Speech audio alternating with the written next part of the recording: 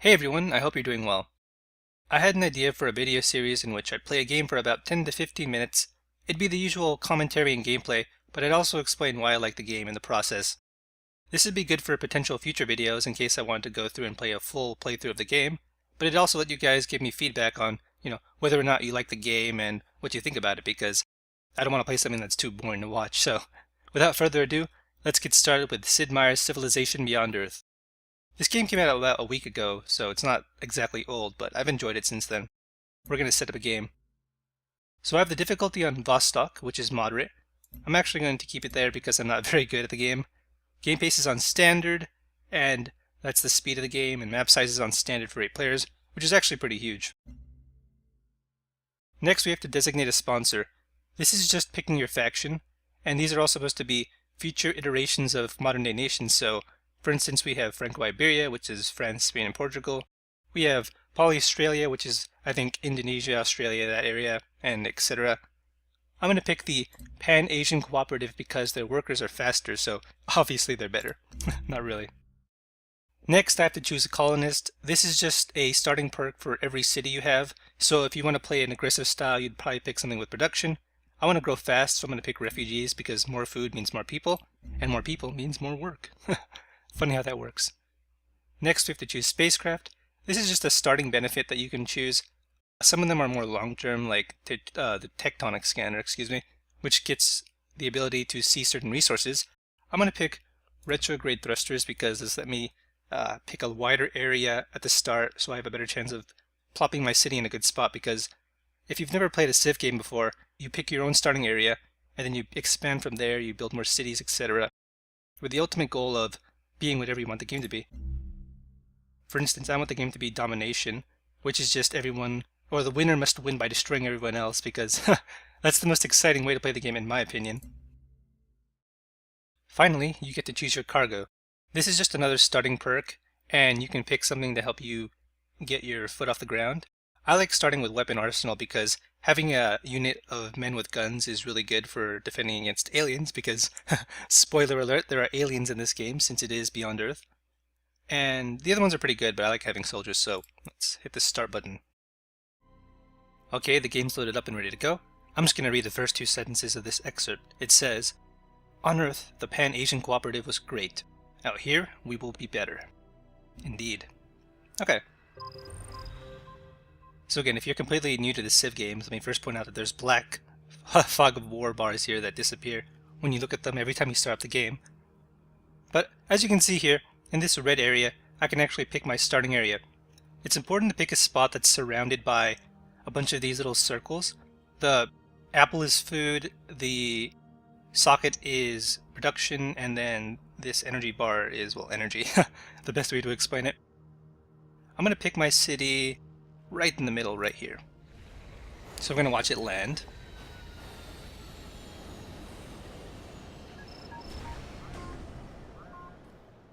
Very nice. So our starting city is called Tiangong. We can actually rename it if I click it and go to edit. I'll name the first city after a friend of mine from Ion, Nibisville. Very cute name indeed. So the first unit we're going to look at is the Explorer.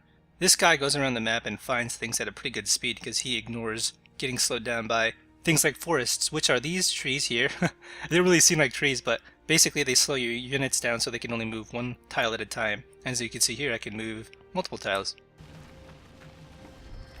I'm going to have him go to this resource pod, which I'll explain when I get to it. Next we've got the soldier unit. These guys are just pretty weak in general, but they're also good for exploring at the start. So we're going to go over here to that resource pod. And then now I have to choose production in my city. This is just how you want to make your city work. Do you want like units or do you want buildings? It's really important to make sure you have infrastructure, so I always go for the Old Earth Relic first. This gives me culture. And now I have to explain what culture is. If you can see here, there is a bunch of purple inside the shape that I'm in. That is actually my city boundaries, and I can only build inside of this boundary. What culture does is it expands the boundary so I can build even more. Additionally, in the top here, it says 0 out of 20 for culture. Whenever I get to 20 out of 20 and etc. on this production, I can actually choose something called a virtue, which I'll do when I get to it. Next, research. So this tab will be pretty confusing for anyone that's never played, and in general because it's pretty convoluted, but the idea is you pick a research here and you can unlock technologies or buildings or affinities, and I'll explain affinities in a sec. For now I'm going to pick one called ecology because ecology lets me build stuff that makes more food, and like I said, food is good because food means more people. Okay, I'm going to hit the end turn button in a sec. Let me just quickly explain affinities. In the top left you see harmony, purity, and supremacy. These are different paths you can go down with your faction. Harmony means you live in peace with the alien world and you actually incorporate the alien elements into your society. Purity is staying true to humanity and only humanity. And supremacy is taking advantage of all the alien resources and using them to better humanity, so things like augmenting. The most popular one I've seen is supremacy, but I'm going to try going down the purity route just for the sake of diversity. Oh, aliens! This is what they look like. Well, one of the units for aliens look like. They're actually pretty strong at the start, so it's better to avoid them. Otherwise, they'll start attacking you and you get your ass kicked. They actually don't go after you explicitly, so they're only going to go after you if you bother them or get in their way. Yay, resource pod. So these things are just sent by Earth and they give you little bonuses. That one gave me 50 energy. And energy is actually the universal spending resource for the game, as well as something that determines your upkeep for units, so each unit costs energy to upkeep. It's really important. You can also do things like buy tiles with energy. Just leave it at, it's really important, and I think it'll explain everything. So we're just going to go to the next turn. Okay, nothing much so far. I'm actually going to send my explorer right here to this expedition site. It's called an alien skeleton. Ooh, a free solar collector is now ready for launch in the city of Nibisville. Okay. These soldiers have explored everything. So down on the bottom left here, you see I have a solar collector. This can actually rake up energy, extra energy, for the city that it's sent over, so I'm going to send it right over my city. It's going to shoot up there in the sky. And in a moment we'll see, there it is, the solar collector. So my energy is going to increase in the top right here. It went from +5 to +7, which is good.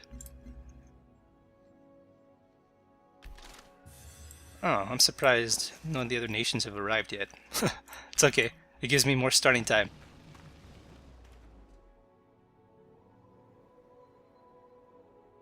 I'm just going to keep hitting enter. Aha, here we go.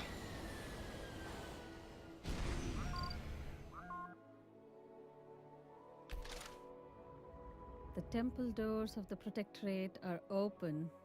Okay, so my first rival nation has landed. It is Kavitha Thakur of the Kavithan Protectorate. Is it named after her? It's kind of self-centered. Anyway, I'm just going to keep going back here. Oh, my unit actually took some damage. They lost 10 HP, you see the little green bar above them, or the bottom left here. They were standing in something called miasma. It's this blue kind of cloudy mist that damages your units unless you get a specific technology, and it also heals the aliens, so it's really bad at the start. And now I'm going to construct an expedition. This is just going to spend 4 turns digging up what's this artifact is, and then it'll give you some kind of bonus, or a quest, we'll see. Because there are quests in this game, but they are not very huge. They're more like decisions once you build certain buildings or get certain updates. Like if I click this quest button, I need to found an outpost, which is just another city, and then give some home. I find 3 resource pods. I found 2, so I gotta find one more. And they're kind of minor. They're not really that important, in my opinion, but you know, they always give you things, so there's no reason not to do them. Okay, I'm just gonna hit the enter button. Ow. I keep running into miasma because I'm not paying attention. Bad me. Okay, I built my first building. It was a Old Earth relic, that's correct. Next, I'm going to go ahead and build a clinic. It recommends that I build a worker because it says right here, you know, my economic advisor, my science advisor recommend a worker, but I'm actually going to build a clinic. Ooh, I got a free unit. Oh, I got an alien unit. Awesome. Okay, I'm not sure how good these guys are, but they're ranged, apparently. And you can tell that they're ranged by... Oh, I can't show right now, but in a sec. Next turn. Yeah, on the bottom left again, for all the unit information, there's something called the ranged attack. If I click this, they can actually hit anything in this red area as their range. So I'm going to keep them by my city, protect it. That's neat.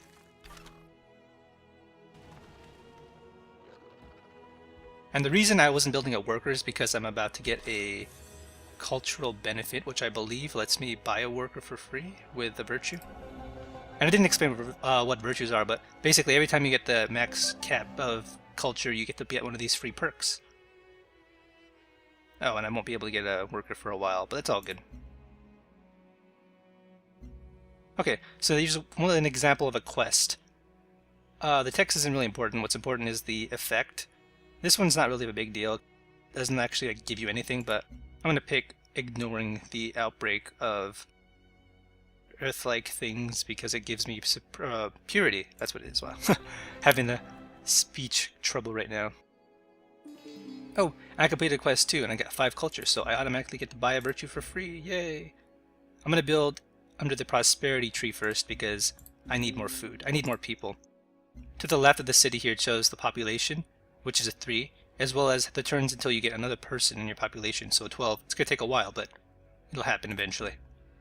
Oh, aliens. Hello. And yeah, I'm just going to keep this unit here on alert, and just going to keep exploring it. This is pretty much the gist of the game. It gets much more complex later on, and there's more excitement, but it's kind of slow at the start, I'll say that much. Oh, new city. Iskawaran, the African people greet you. It is Samatar Yamabar of the African Union. Okay.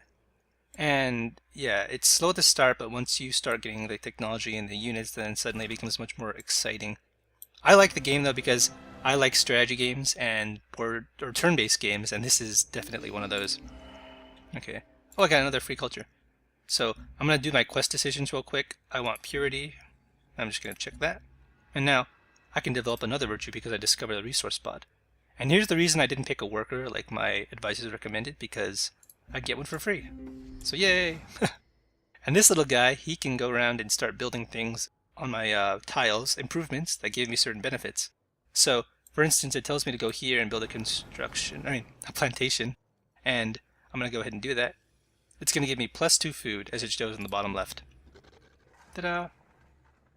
Okay, so that should pretty much be a good summary of the game at the start. Let me know what you guys think about it. I like the game a lot, if you've played it or if it's not your kind of game. And that'll be pretty much it for this video, so thank you guys for watching, and potentially I could be back with this, but if not, then we'll just let this be a little preview. So, till next time, you guys, take care.